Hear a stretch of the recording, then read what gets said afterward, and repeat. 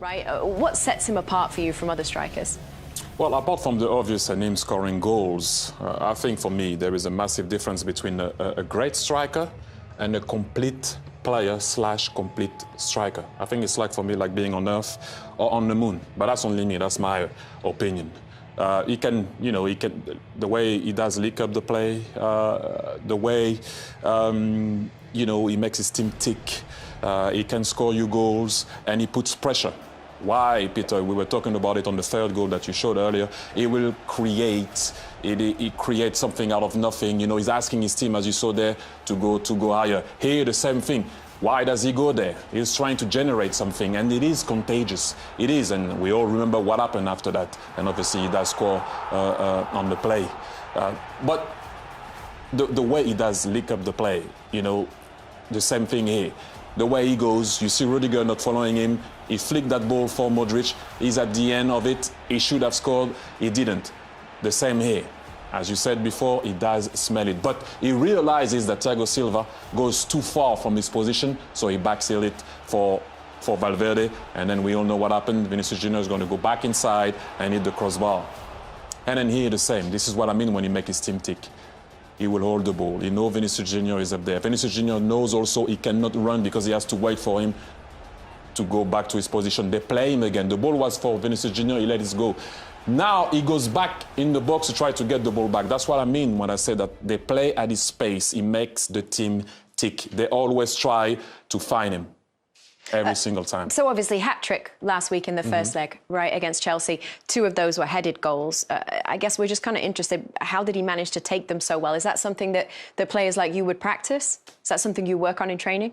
You don't actually work on headers, apart when you have a coach that will ask you to do it in training. Most of the time it's instincts, knowing.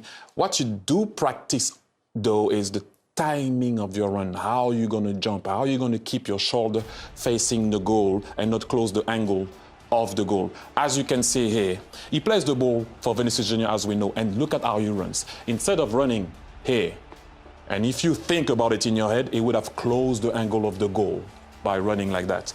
But because he runs diagonally, so eventually he's going to arrive to a spot where he still sees the angle of the goal. And his shoulders right now are exactly how your shoulders should be, because if you put it like that, right shoulder faces the right post, left shoulder faces the left post. And the ball is magnificent, don't get me wrong, from Vinicius Junior. But if he didn't run the way he ran, he would never have been able to do what he did. And another thing. To generate that power, is that about timing? Technically, the power is in the cross. He just directs it. Because his shoulders are right, his body is right, the position is right, the cross of Vinicius is right. He just licks the ball if you look at it. He doesn't put power in it. The power is in the cross. Everything was perfect there. But his movement, he didn't kill his own angle. But you think about obviously the second goal from Modric as well. It's actually the actual timing of the jump, and it's actually getting onto your head as well. It's not just about basically trying to put too much power into the... For me, everything is spot on there, because you have 2 great players being on the same length, thinking, when the ball goes to Valverde, you're going to see, here, Modric is going to look to see where his strikers is before, and then now he looked if he could cross the ball. Ball comes in, he knows the ball is going to go in because they've been playing with each other a very long time. The same thing. Look at his shoulders. Look at the way he keeps the ball. Again, the power, the force that it generates, really, is because the cross comes with pace and the ball is spinning.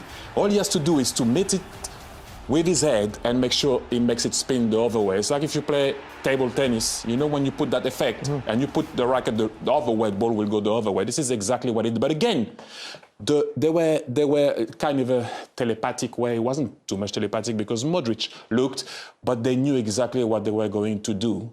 One knew he was going to cross and one knew he was going to be in the box. But the way, once again, he didn't kill his own angle. He knew the ball was coming. Shoulders are right.